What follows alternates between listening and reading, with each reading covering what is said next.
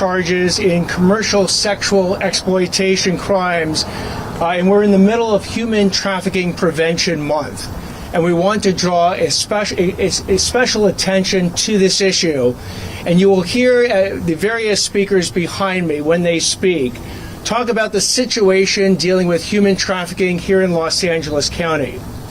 Human trafficking is nothing short of modern-day slavery. It is a multi-billion-dollar business. And Los Angeles, unfortunately, has a tragic distinction of being one of the nation's capitals of human trafficking.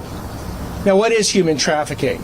Human trafficking is the illegal commercial exploitation by force, fear, fraud, or coercion of individuals for either sex purposes or labor purposes. And the reason we are here in this Figueroa corridor is especially to call attention to where it is located. It is located up and down the blocks of where we are standing right now.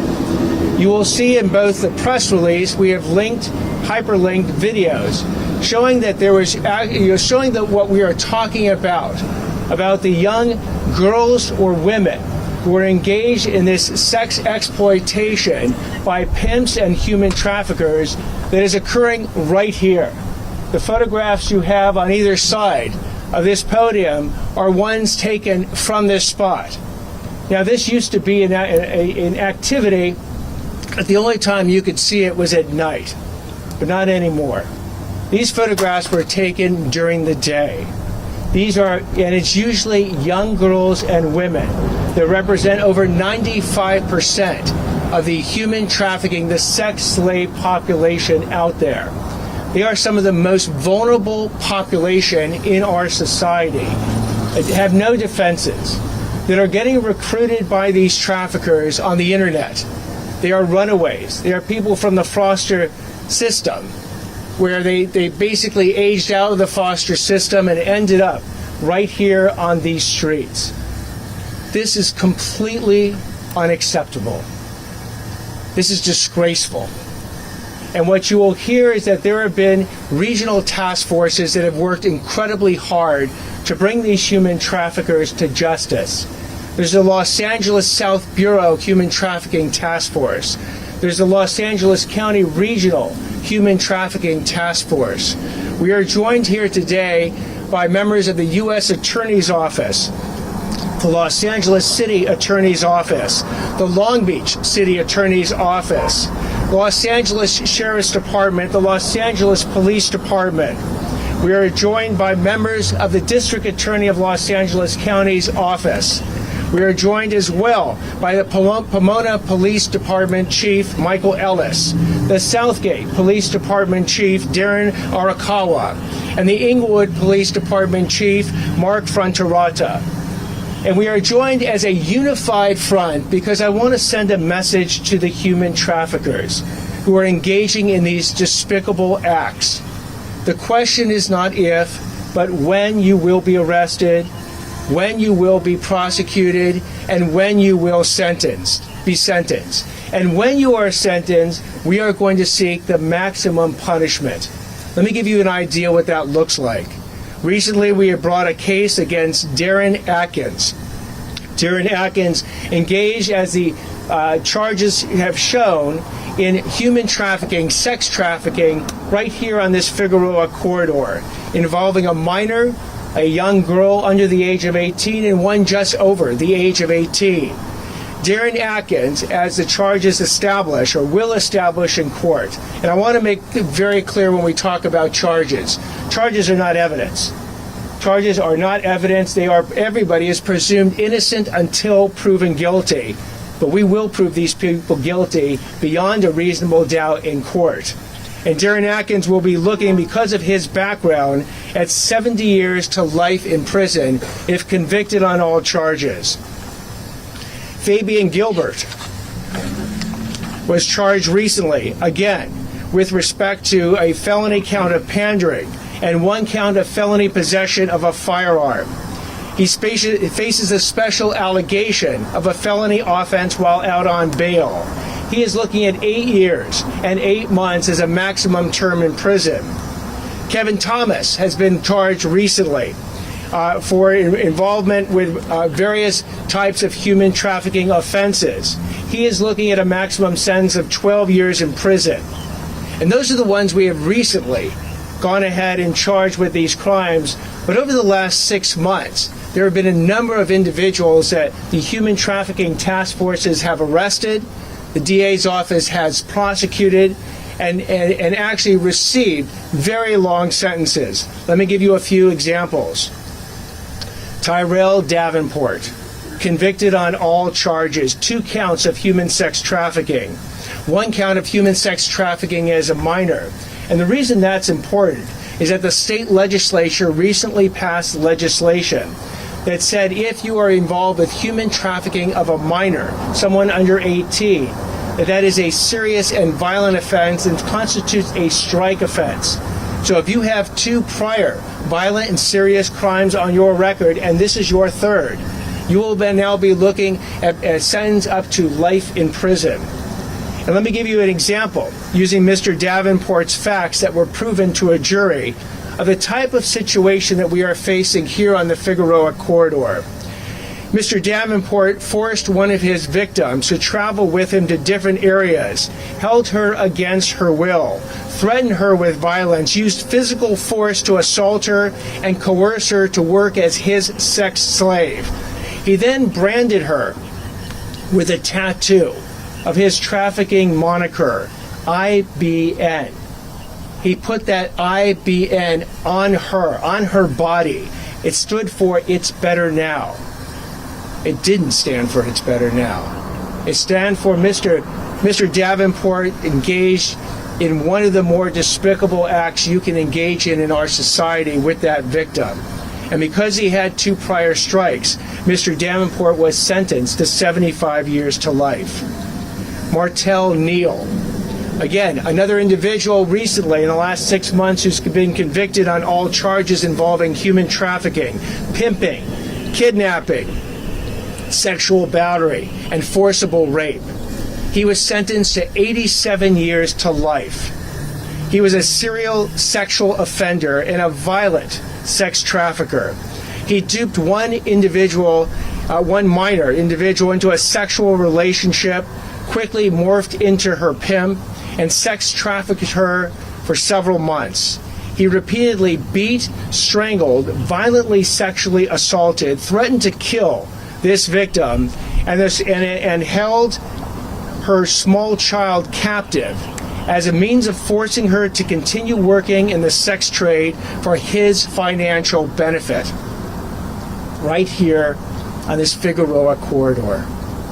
We have numerous other cases that have been prosecuted and will be prosecuted. But I'd like to now turn the podium over to the other law enforcement officials who are here, who can tell you about the federal, state, county, and city efforts to go after these human traffickers. We'll turn it over then to law enforcement as well to describe law enforcement's efforts in these regards. And then you'll hear from Alia Azariah, a survivor victim, who will tell you what she and her experiences were all about and what she is doing to help victims who are going through this situation. So let me now turn it over to Acting United States Attorney Joseph T. McNally.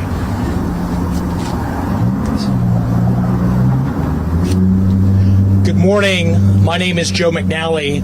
I'm the Acting United States Attorney. And we're here today, as the District Attorney said, because there's nothing more important than protecting the most vulnerable members of our society. That is our children. The problem of human trafficking right here in the Figueroa corridor is substantial. Sex traffickers come both here locally and from out of state. They use and they traffic minors like commodities, and all for personal profit. The victims here are youth. They come from foster homes. They're often the most vulnerable members of our society. Addressing this problem, as the District Attorney said, requires all of us to come together in a whole-of-government approach. And that is what we have been doing for over the last year. All of us here together are committed to aggressively investigating, prosecuting, and working with community partners to solve the problems here. Let me talk a little bit about our work and some of our goals on the federal side. As you know, our law enforcement partners at the LAPD, the Sheriff's Department, and other law enforcement agencies do fantastic work in this area.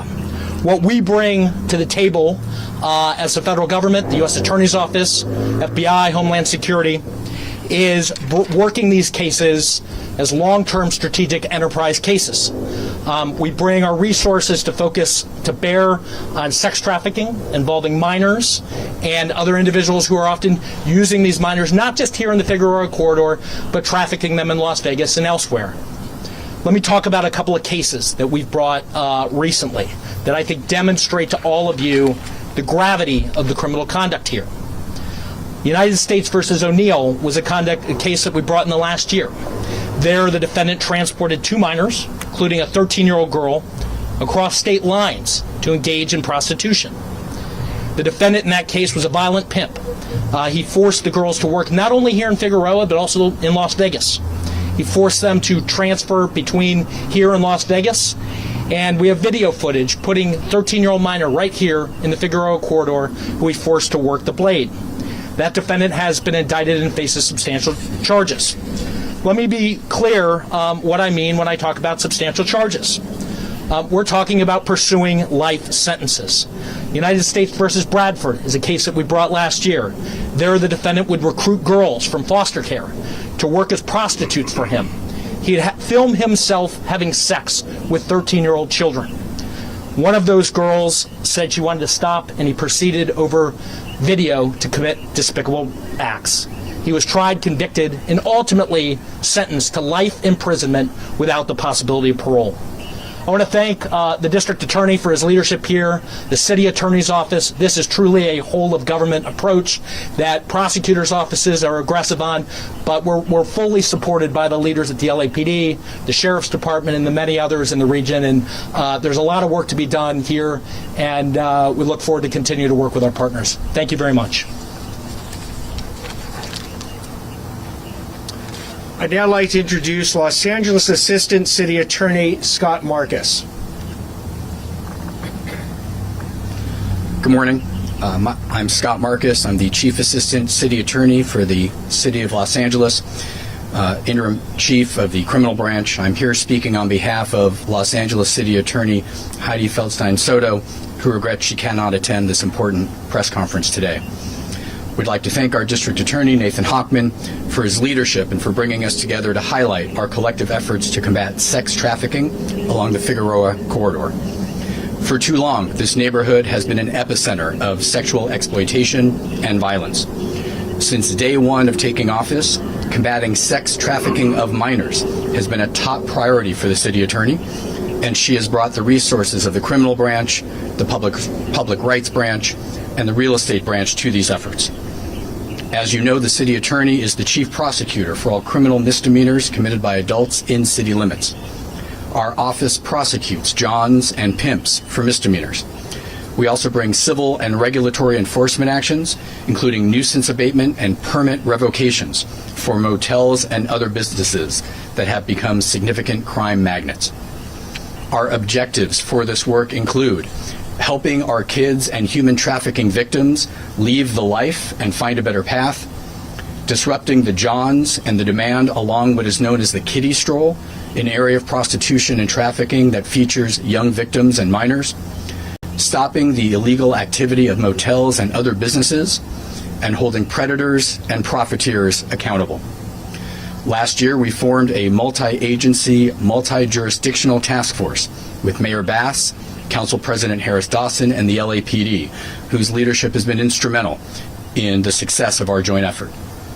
This task force was formed with the goal of implementing a comprehensive and whole-of-government approach to the work. Together, we have been leveraging our respective resources and authorities to ensure a seamless coordination in the areas of prevention, enforcement, and victim support. The City Attorney has had a number of successes.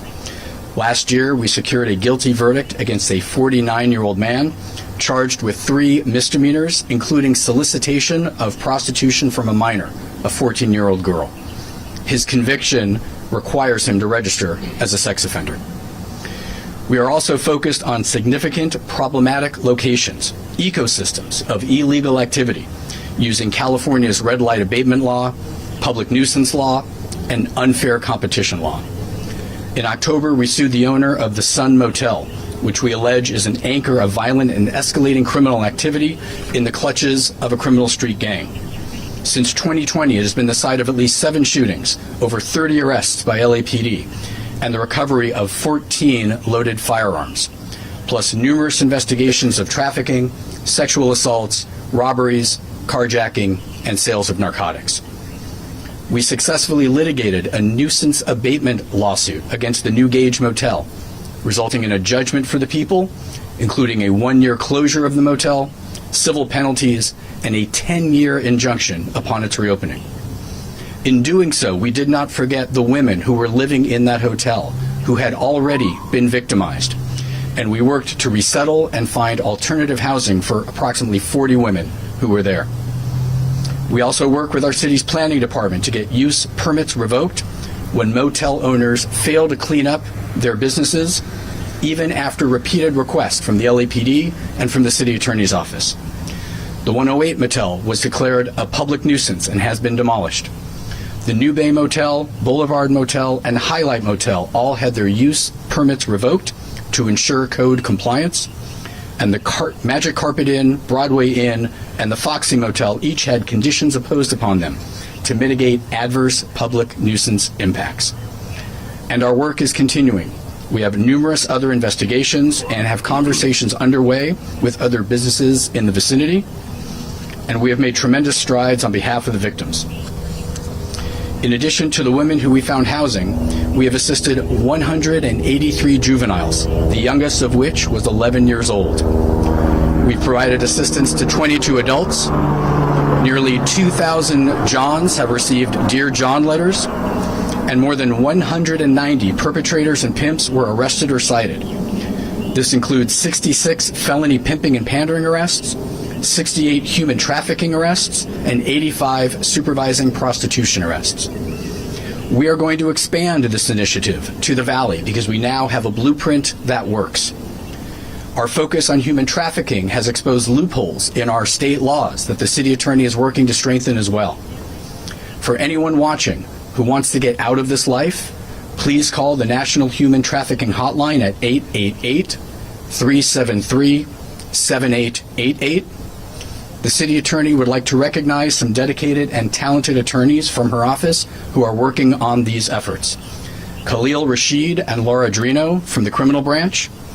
In addition, our line prosecutors who handle the cases on a day-to-day basis, such as Ralston Henry, who secured the guilty verdict I mentioned before, Leora Foreman-Eccles from the public rights branch, and Chuck Sewell from the real estate branch. Thank you.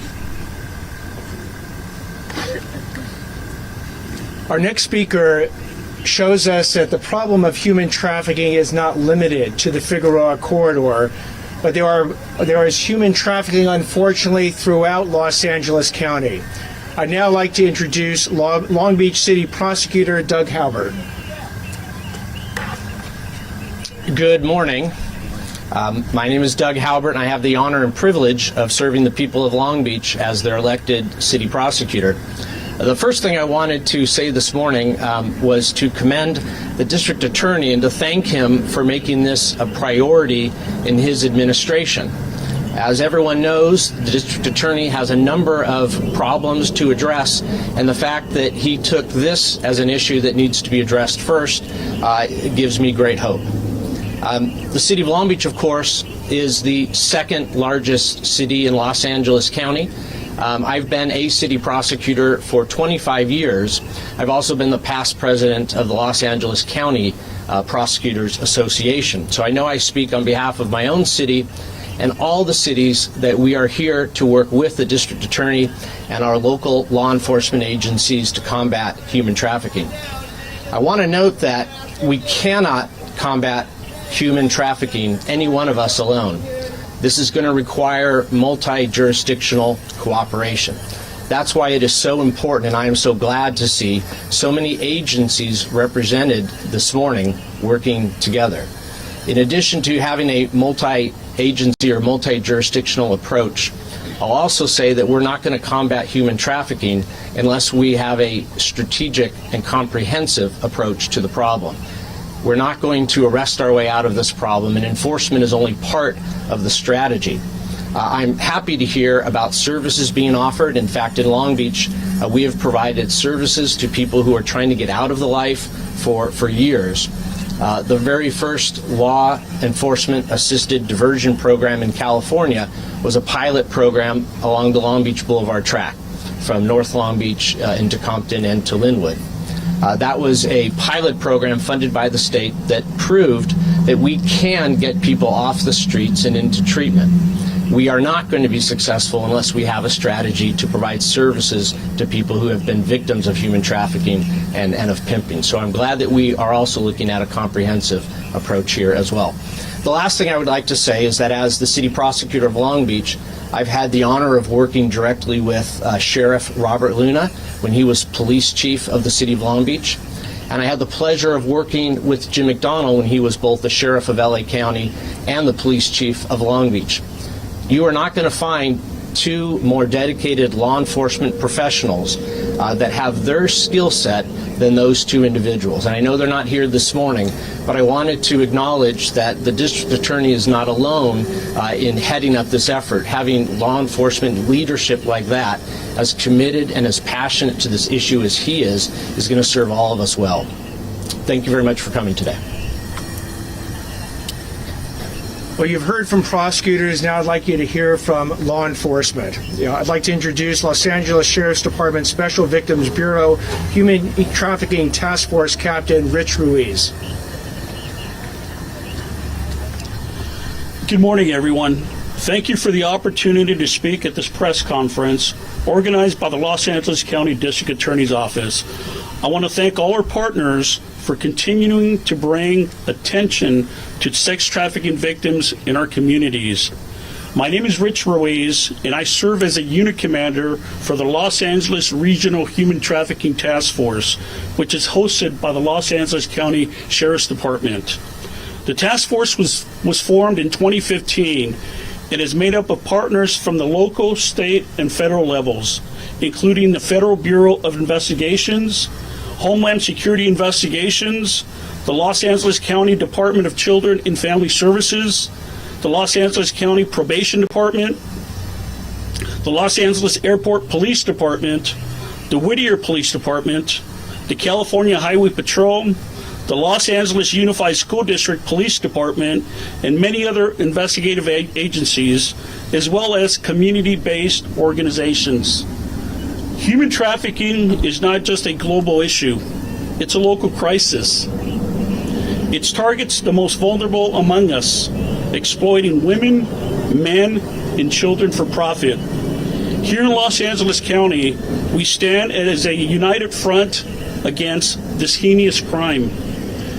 The mission of this task force is clear: to disrupt and dismantle sex trafficking networks, bring traffickers to justice, and ensure survivors receive the support and resources they need to reclaim their lives. Our strategy includes three main pillars: prevention, enforcement, and recovery. We're committed to breaking the cycle before it begins. This includes education by raising awareness in schools, community events, and public campaigns, and partnerships by working with community-based organizations to address the root causes of trafficking, such as poverty, homelessness, and a lack of access to resources.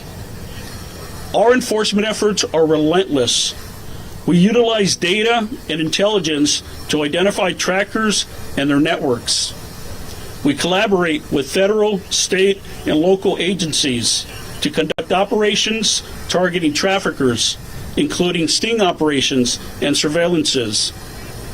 And we ensure that those who exploit others face the full force of the law. Since its inception in 2015, Our task force has rescued 520 victims, 389 of them children, 132 adults, and arrested 2,817 suspected traffickers, pimps, sex buyers, and predators who victimize children on the internet. Finally, we work with our social service and community-based organizations to assist law enforcement in offering victim resources, housing, food, and services to help them heal and begin the recovery process. We've got one more page here. To the residents of LA County, we ask for your partnership.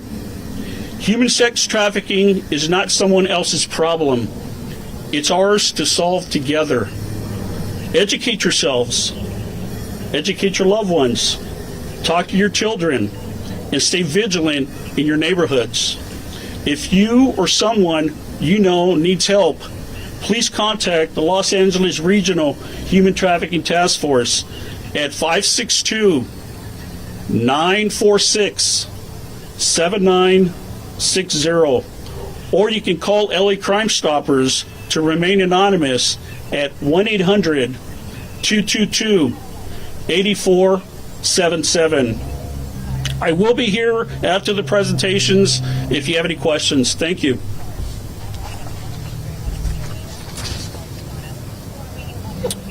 I'd now like to introduce Los Angeles Police Department Deputy Chief Imada Tingarides, Operations South Bureau. Good afternoon. Thank you so much for providing this space to bring awareness to something that is so critical occurring in our communities, and specifically in this community along this corridor. This concern did not just start 12 months ago. It has been a decades-long issue in South Los Angeles and LA County. And the message today is partnerships and ending the horrific crime of trafficking in this community.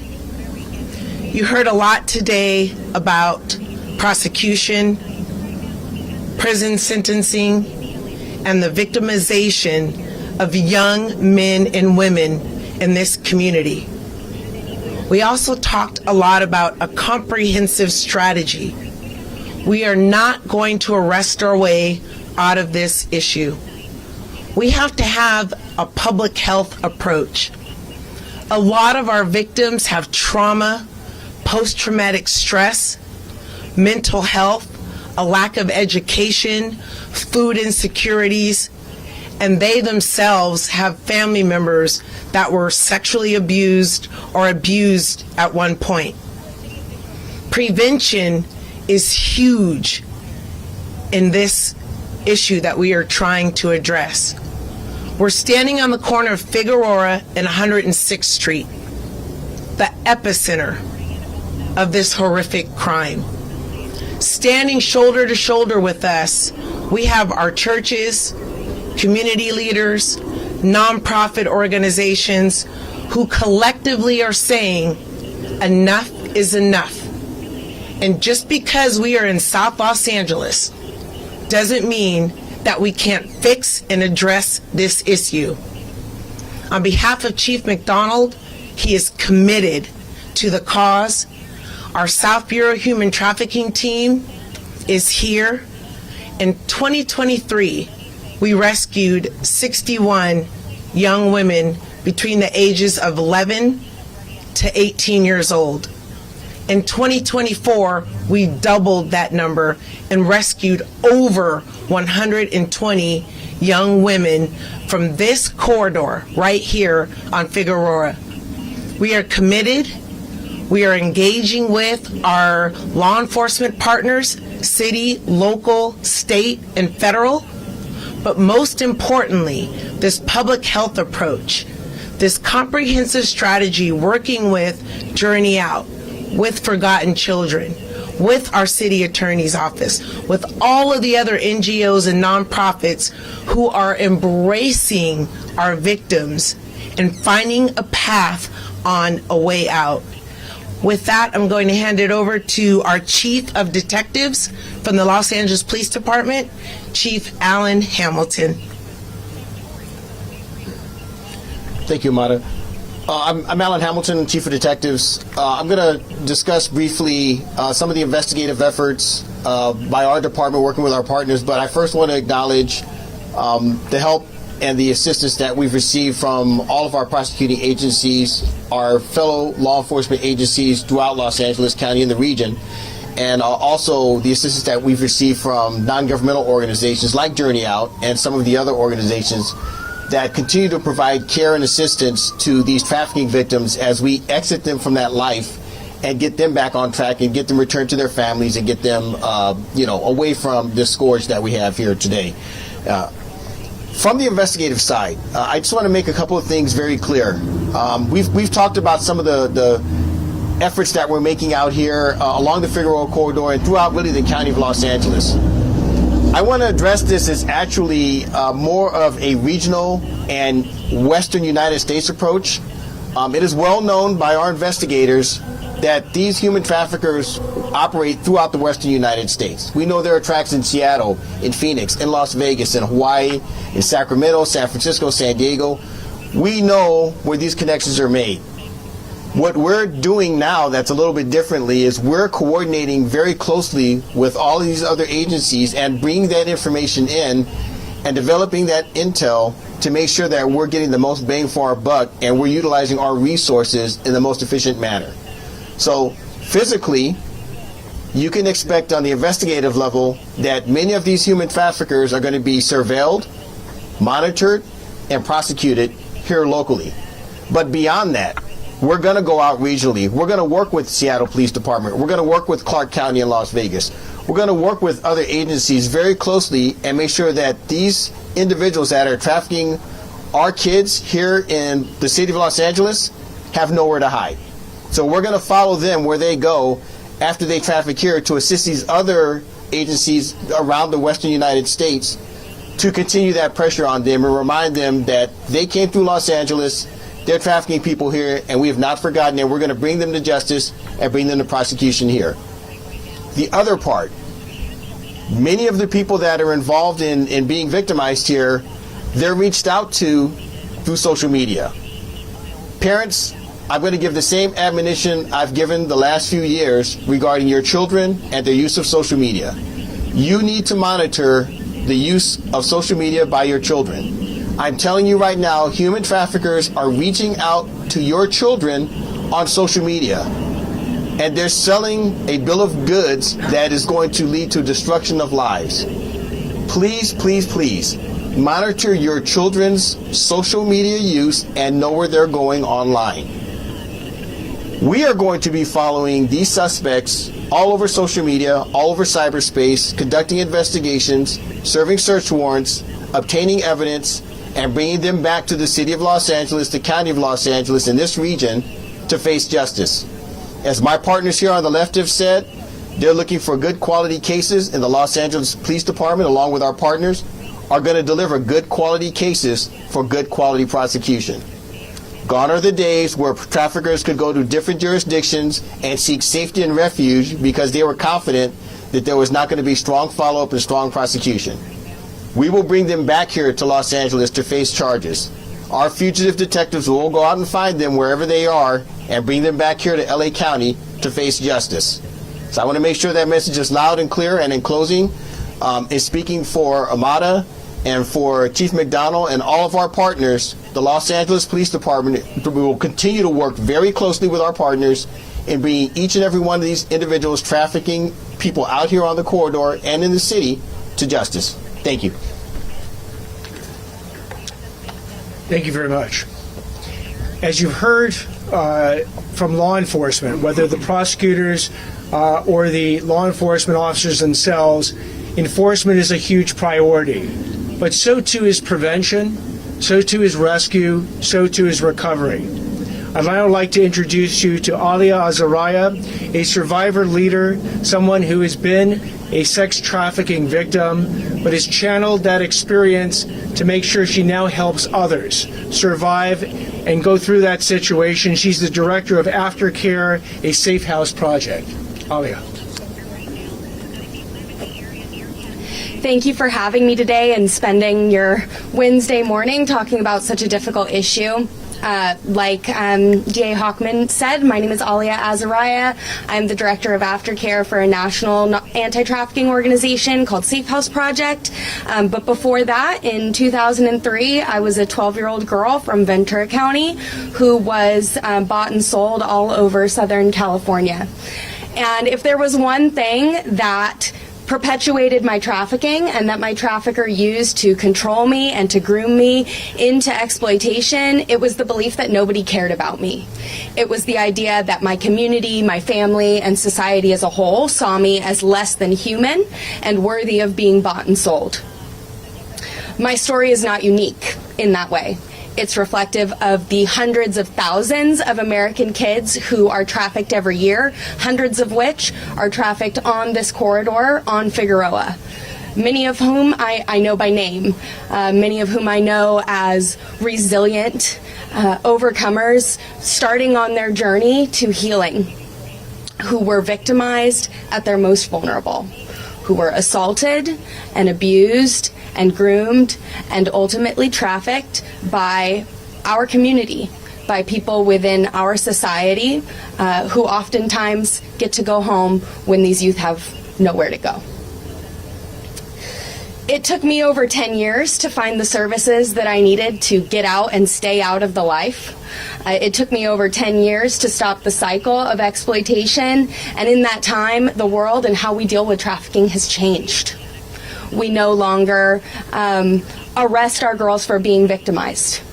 We no longer turn the other cheek, and we no longer say that this is something that is just a public nuisance that we are willing to overlook as long as it doesn't happen in our backyard or on our street.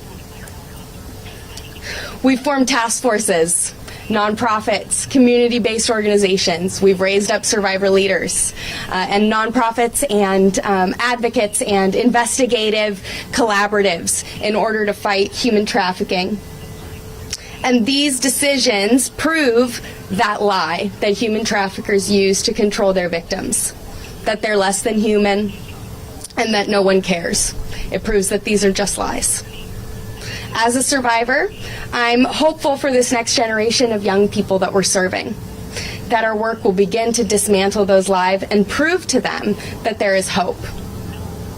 To my brothers and sisters in exploitation and to the survivors rebuilding your lives, we're here, we've made it, there is a way, there's a path out, and this proves it. Bringing attention to these kinds of cases, saying their names, naming our traffickers, proves that we have come a long way from where we were. So I thank you all for being a part of that movement, of proving to survivors that they're worthy of attention and care for oftentimes the first time in their lives by many people who failed them.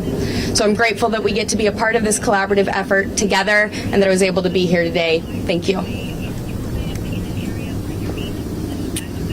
Thank you, Alia, for those compelling words. So for all the young girls and boys out there who are in Alia's situation right now, we do care. The people behind me, the Unified Front, is there to support you. Please take advantage of these resources. Please reach out. Your life has meaning, it has self-esteem.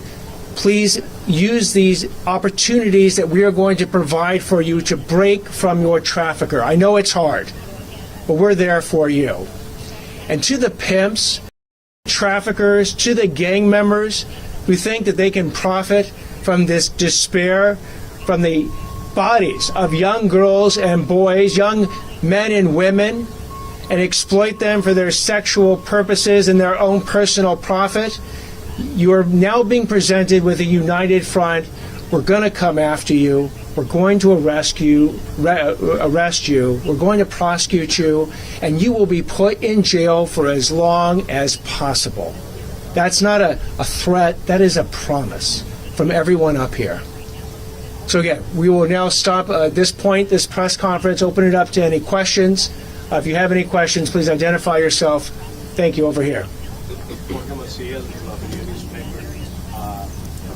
of the LAPD said that this problem has been for decades, for more than 40 years, and the residents of these neighborhoods are always saying the LAPD has to do not at all. That's what it said, what they're saying. And in 40 years, what has failed? Because there's no solution 40 years after this problem started on this other corridor. What has failed? Sure. So I'm going to speak first to address that, and then Amada will speak after me. So number one, I would like everybody to kind of harken back to what occurred in Hollywood. It took decades for us to turn that area around. If you look at Sunset Boulevard now, it's very different from the way it used to look. We're going to apply some of those same mechanisms, but we're updating technology, we're updating tools, we're updating techniques, and we're working cohesively, which has not always necessarily been the case. We're going to work much more cohesively. We're going to investigate these crimes wherever they go, and we're going to bring people back so that they face certain justice. That part of it is going to be a very important part, but I'm going to let Chief Tingarides talk about the environmental concerns, how we're changing the environment. We're going to talk about some of the things that we're doing with our other organizations. I'm going to let her speak on that part for South Bureau. Thank you. That's a great question. And resources. We are looking at this issue more comprehensively than we ever have in the past. And that includes a very close working relationship with our city council districts. And right now, Council President Marquise Harris Dawson has been completely supportive and addressing the environmental concerns along this corridor. Working with the DWP to get LED and lighting along this corridor is extremely important. We are looking at environmental design, no left turns, no right-hand turns. What curbs can we paint red? Can we put planters? Can we put medians? What environmentally can we do to make it less desirable for these traffickers and increase the quality of life for our community members? There's no reason why a young child walking to church or school should have to walk by a woman who's scantily clad with condoms on the street. It's unacceptable. So that holistic approach, working with our city partners, the technology that I won't go specifically into that we've added to this corridor, the DA promising prosecution, and then the community standing up and demanding more is what's going to make this work and how we're going to fix this. If you don't mind, I'd like to ask you directly because you mentioned that the public health approach is needed. Who has to provide the solution for these neighborhoods? Well, when I talk about public health, that goes back to a lot about, what you talked about, the prevention. And also, we're working with Department of Children and Family Services, our mental evaluation units. There's a lot of trauma involved with our victims and with our perpetrators. And if we don't get to the root cause of why this is happening, we're not going to make a dent. We can prosecute all we want, but we have to prevent the act from happening in the first place. And we do that through schools, through education, through mental health, and it starts in the families, it starts in the homes. And that's what I mean about the public health approach. Having county and city resources to address the mental health, the physical trauma that comes with this is extremely important in the prevention of it. Other questions? Yes. What's the message you're trying to send by having this press conference here and to continue to investigate this? Is this going to be where you're going to have to? So the message is to take a press conference out of the Hall of Justice in a media room and bring it to, as it's been described, the epicenter of human trafficking. to bring the media, all these cameras here, to show what's going on here, not in some media room, and to then convey that message out to the public. And as you've heard, it has to be a unified response. We cannot prosecute our way out of this. It has to be, we have to involve ourselves in prevention, education, rescue, and actually try to rescue these young girls and boys, eventually recovery, and making sure that they actually can recover from the trauma they've experienced. Enforcement is one part of that equation to go after the traffickers themselves. But we won't solve this problem by ourselves. We have to enlist the support of the public. And nothing gets the support of the public more directly than seeing the problem firsthand. And I invite people from throughout Los Angeles County, come down to the Figueroa corridor. It is an absolutely eye-opening experience to see what's going on in not their community, but your community. And experience it yourself. You will feel the disgust of what we are seeing out here, but it will hopefully compel you to action, to actually want to do something about it. I also want to, I was remiss in not introducing three of the people from the District Attorney's Office who are here. Our head Deputy District Attorney, Guillermo Santiso, he's the head of our Sex Crimes Division. Our Deputy District Attorney, Emily Chai, also from our Sex Crimes Division. And our Victim Service Representative, because the DA's office has victim service representatives that will work directly with the victims in any criminal case. And we have here today Rosario Mariscal. So again, are there any further questions? We'll take one last question in the back. Human trafficking not only happens out on the street. I have yet to hear you say anything about massage parlors, private clubs, and maybe, if you live in an apartment complex community, you might see somebody, a bunch of people running in and out of said apartment. Can the public,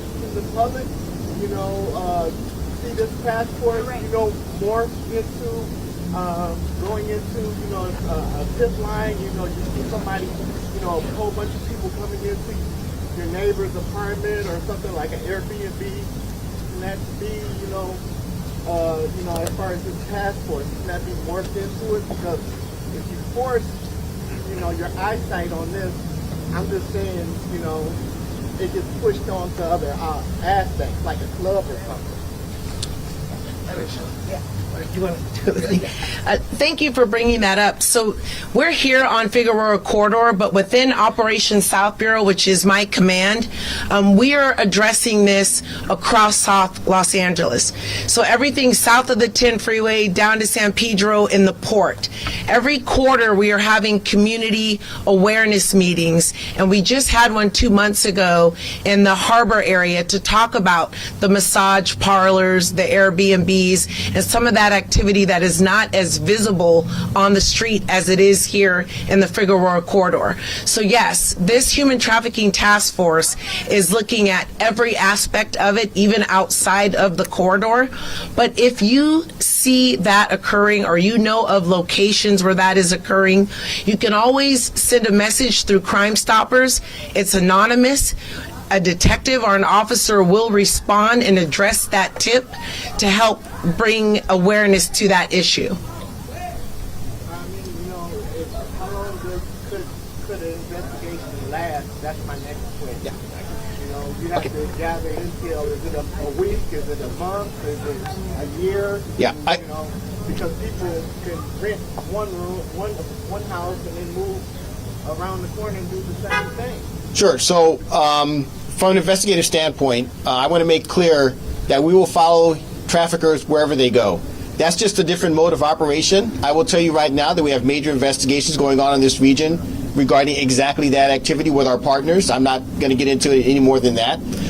If someone is out here trafficking and they decide to move into a location somewhere away from the track, and we have them dead to rights on their illegal activity out here on the track, and they go to, let's say, another jurisdiction, that was the purpose of my earlier statement. We're going to follow them wherever they go, investigate, arrest them, and bring them to justice. Not only for the activity that occurred here, but for the activity that occurs wherever they go to. our partners standing behind me and with me are in lockstep with continuing these investigations in a linear fashion to make sure that we're getting all of these charges lined up so that when we bring it to our prosecuting agency, we bring an effective case that can be prosecuted and we can bring them to justice. But we are following those investigations wherever they go, and we currently have a number of ongoing investigations in exactly that kind of activity where people are working both in the street and in various places throughout the region, and we're going to follow up on those investigations, arrest them, and bring them to justice. All right. Well, I think we're going to take. If you have questions afterwards, please feel free to come up for any one-on-one interviews. But thank you all for being here today. You want to put in the slide? Yeah, I'm going to go out there. I'm on the way here. Yeah. I mean, I'm going to start typing.